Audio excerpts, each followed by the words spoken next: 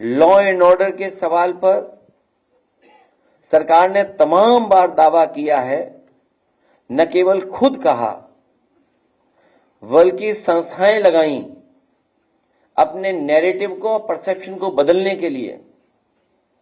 और zero tolerance की policy पे सरकार लगातार दावा करती रही है।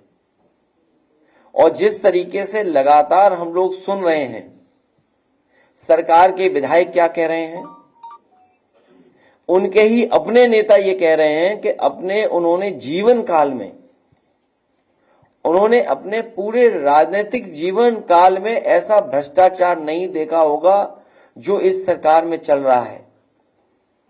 और एक बार इसी प्रेस कॉन्फ्रेंस में जब हम और आप लोग बैठे थे, तो जो प्रेस में छपा था उसी का जिक्र करके मैंने कहा था कि मुख्यमंत्री खुद स्वीकार कर रहे हैं कि कई विभागों में बड़े पैमाने पर दलाली चल रही है। और ये जब बात कही गई थी तो आप जानते होंगे पलट करके क्या बात रखी गई थी। और आज जो हमारे साथी ये सवाल उठा रहे हैं बलिया का लेकर के, आपको जानकारी होगी कि समाजवादी पार्टी के विधायक संग्राम सिंह, उन्होंने विधानसभा में इस बात को रखा था।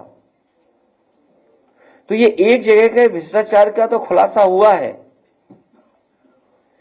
उत्तर प्रदेश के न जाने किस किस कोने में कितने बड़े पैमाने पर भ्रष्टाचार चल रहा है। और जो लोग ये होर्डिंग भी पढ़ेंगे या जो हेडलाइन अखबारों में छपी है, बड़ी मुश्किल से ऐसी हेडलाइन अखबारों में मिलती है, पुलिस ही डाकू, बड़ी मुश्किल से अखबारों की हेडलाइन ये मिलती है,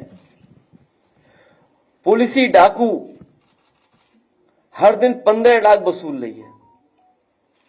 सोचिए आप, अगर अखबार ये मजबूरी में लिख रहा है कि वो परेशान होकर के लिख रहा है, और मुझे ऐसा लग रहा है कि हमारे अखबार के लोग भी अब अपनी जिम्मेदारी निभाने लगे हैं और बहुत जल्दी खुल करके जिम्मेदारी निभाएंगे।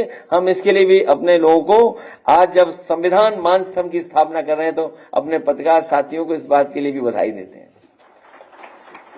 तो ये एक सड़क, एक जिले का भ्रष्टाचार जो दिखाई दे रहा है, पुलिस को पकड़ रही है। प्रधान सांसद जी के क्षेत्र में पता करिए क्या रहा। क्या ये बात नहीं निकली कि पुलिस क्या कर रही थी? वसूली। और ये जो एनकाउंटर का जो डर दिखाते हैं, हमने और आपने कई बार सोशल मीडिया पे वो वीडियोस देखे हैं जहां पर पुलिस रेड तय कर रही थी कि टांग पे गोली मारी जाएगी तो इतना पैसा देना पड़ेगा। और फिर हम लोगों ने वो भी देखा कि जब बंदूक नहीं चली तो पुलिस ने एनकाउंटर के लिए अपने मुंह से ही ठाए ठाए ठाए कह दिया था, याद होगा आपको। क्या आपने, हमने नहीं देखा, सुना? और मुझे याद है नोएडा का पहला फेक एनकाउंटर हुआ था, एक इंस्ट्रक्टर जिम का जो लौट रहा था, पुलिस ने उस पे गोली चलाई थी। वो आज विकलांग है, वो चल नहीं सकता।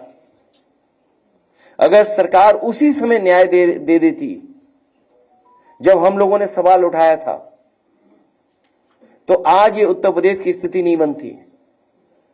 और ये एक घटना नहीं है करप्शन की, हमने आपने लाइव देखी है चीजें। और ये झांसी के हमारे जिलाध्यक्ष बैठे यहां पर, एक नौजवान, कुछ पैसे को लेन देन था पुलिस इंस्पेक्टर के साथ, वो रात में उसको पकड़ करके लेकर के उसकी हत्या की थी, इनकाउंटर किया था उसका फर्जी। एफआईआर नहीं लिखी जा रही थी, कोर्ट ने एफआईआर लिखी। और अखबारों के माध्यम से मैंने पढ़ा था, उसकी परिवार के सदस्यों ने, खासकर उसकी पत्नी ने कहा था कि अगर मुझे न्याय नहीं मिला तो मैं आत्महत्या कर लूंगी। दुख है इस बात का कि उस परिवार को ये सरकार न्याय नहीं दिला पाई, उसकी पत्नी ने आत्महत्या की। मैं कितनी कहानी बताऊं आपको। लखनऊ में भी एक हत्या हुई है, सरोजनी नगर इलाके में। कौन बचा रहा है सोचो आप। सरकार में बैठे लोग, खासम खास लोग जिनके पास पैसा है, जिनके पास संपर्क है, उस हत्या का खुलासा नहीं होने दे रहे हैं, और जो दोषी हैं उनको नहीं पकड़ने दे रहे हैं। वो लोग बीजेपी के लोग हैं शामिल। मेरे पे पूरी फाइल है कि जहां बीजेपी के लोग ही कानून व्यवस्था को बिगाड़ रहे हैं। तो कितनी कहानी बताऊं, ये तो कुछ जगह की कहानी है। और आप याद कीजिए आईपीएस कितने दिन फरार रहा। कानपुर में जो दंगा हुआ था, मैं आपके सामने कह रहा हूं, कभी न कभी जांच होगी, उसकी दोबारा जांच होगी। वहां पर पुलिस ने जिस तरीके से पैसा वसूला है लोगों पर, और खासकर मुसलमान भाइयों से पैसा लिया है, झूठे मुकदमे लगा कर, डर दिखा करके, जब सरकार की जानकारी में आया तो सरकार को अधिकारी हटाना पड़ा। उस अधिकारी ने, उस अधिकारी के साथ मिलकर के लोगों ने करोड़ों रुपए वसूला था। कितनी कहानियां बताएं आपको, भरी पड़ी हैं।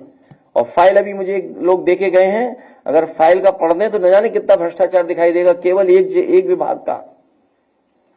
और फिर ये ड्रोन वाला कोई कार्यक्रम चला रहे हैं बीजेपी वाले, ड्रोन उसी से देखेंगे, ऊपर से ही देखेंगे। बताओ, आप अस्पताल जाते हो, ड्रोन की जरूरत है आपको क्या अस्पताल में भीड़ देखने के लिए?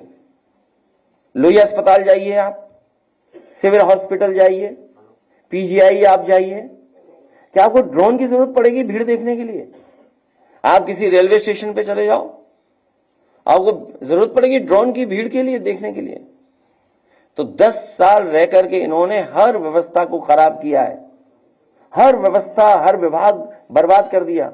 ये दावा करते थे कि मेडिकल कॉलेज बना रहे हैं, बताइए 13 मेडिकल कॉलेज नहीं बन पाए, जिनको एनएमसी ने मान्यता नहीं दी। कहीं मान्यता मिली है 13 मेडिकल कॉलेजों को? और जो मेडिकल कॉलेज हैं उनकी स्थिति क्या है? कहीं इलाज नहीं मिल रहा गरीब को। एक जिला अस्पताल नहीं बनाया जहां पर दवाई, इलाज, इंतजाम पूरा मिल जाए गरीब को। तो स्वास्थ्य विभाग वो दिखाई दे रहा है, और कितना भ्रष्टाचार होगा उसमें पता ही नहीं। ये तो कुछ खुल रहे हैं, और ये खुल इसलिए रहे हैं कि कुछ लोग मोहरा बन गए हैं। नमस्कार, मैं हूं मानक गुप्ता। अगर आपको हमारा ये वीडियो पसंद आया हो तो इसे लाइक और शेयर जरूर करें, और हां, हमें सब्सक्राइब और फॉलो करना ना भूलें, ताकि आप देश और दुनिया की कोई खबर मिस ना करें। तो जुड़े रहिए हमारे साथ और देखते रहिए न्यूज़ 24।